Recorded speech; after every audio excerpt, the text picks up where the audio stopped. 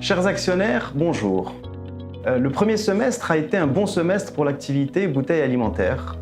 La consommation de boissons alimentaires au premier semestre a été globalement en ligne avec nos prévisions, et cela sur l'ensemble de nos segments d'activité.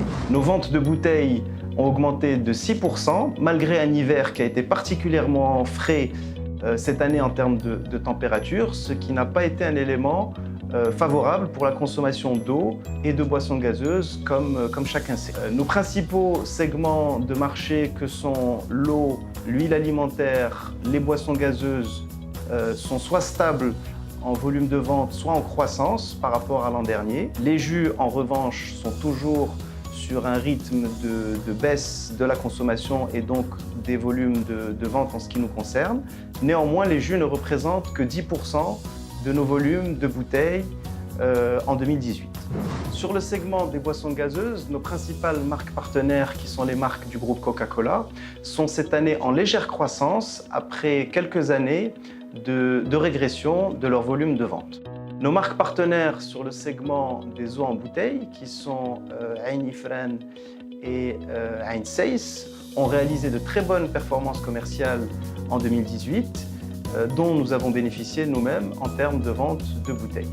Enfin, nos principales marques partenaires sur le segment des huiles alimentaires, qui sont les marques du groupe Le Sieur Cristal, continuent leurs efforts à l'export et donc continuent à être en croissance au global, malgré des ventes sur le marché local qui sont un peu moins dynamiques cette année. Concernant l'activité bouchon, nous continuons d'être handicapés par l'absence de production du bouchon de nouvelle génération pour les boissons gazeuses.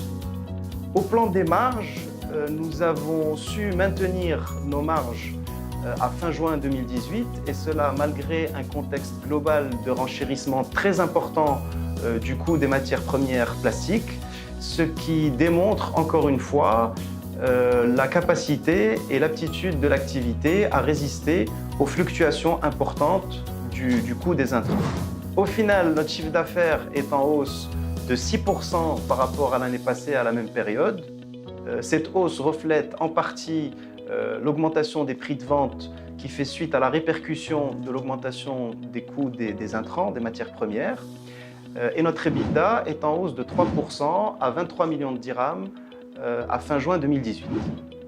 Voilà, chers actionnaires, je vous remercie pour votre attention et vous donne rendez-vous à la fin de l'année pour parler des résultats du deuxième semestre 2018.